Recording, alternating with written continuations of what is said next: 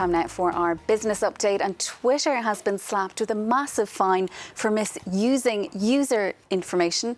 Yuka Royer is here from our business desk with a little more detail about that. Well, Sharon, Twitter has agreed to pay US authorities $150 million. That's equivalent to about 3% of its annual sales last year.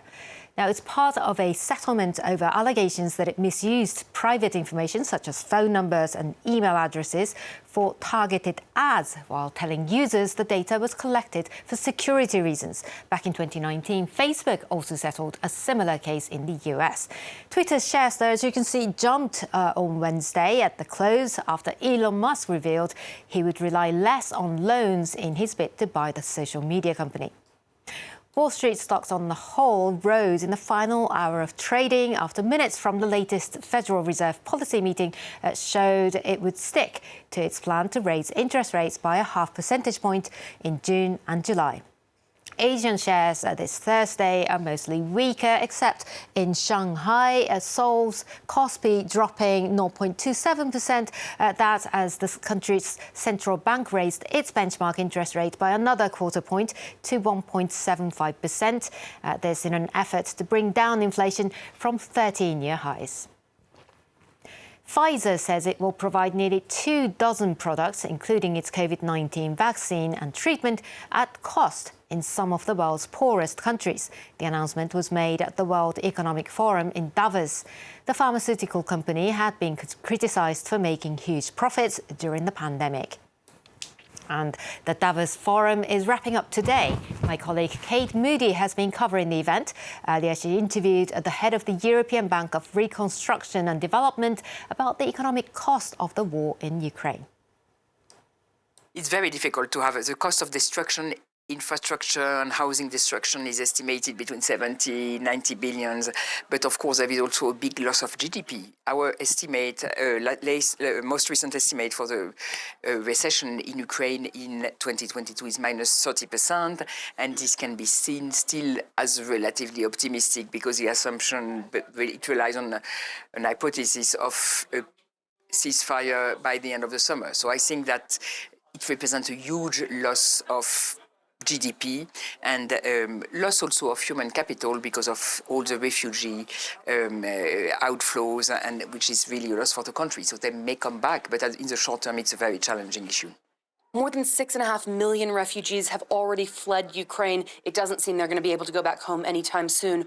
What kind of support are you able to give them in the short term, and perhaps looking ahead, helping to integrate them into a new labor market? So what we are aiming to do is to support municipalities and the countries receiving a large inflow of refugees and helping them with, building infrastructure, developing a solution to help people with housing, but also schooling and so forth. And we also aim at, helping people to find job, to get integrated. For example, we work with a platform an IT platform in Poland, which helps to refugees to find job in the country where they are. So I think that's the kind of support and really working hand in hand with the local authorities to find the best solution. And finally from me, Africa has some of the highest mortality rates from cancer in the world. Doctors say this is due to a lack of screening and high costs of treatment. In Ghana, one startup is helping researchers create a database to better understand how the illness affects people across the continent. Shirley Sitman reports.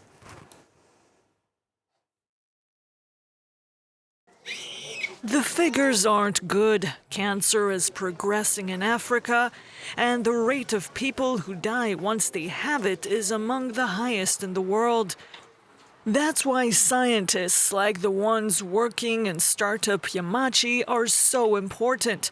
They want to use their know-how to tackle the disease across the continent.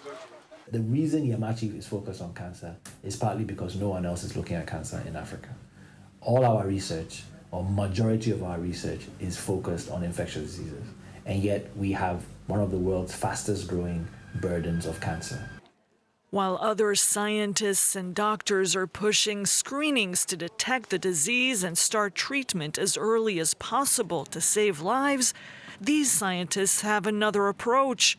They're gathering data to better understand African cancer cases. If you look at every study across the world, there are very few of them who are Africans. So what this does is that you come to the African population and study it. That's why this is so important. Without it, you don't have enough to relate to African breast cancer. Understanding African cases is important because it will help develop precision medicine that would allow to treat and heal people. After breast cancer, the startup will focus on childhood cancer.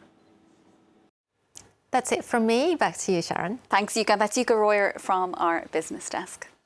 Well, the latest report from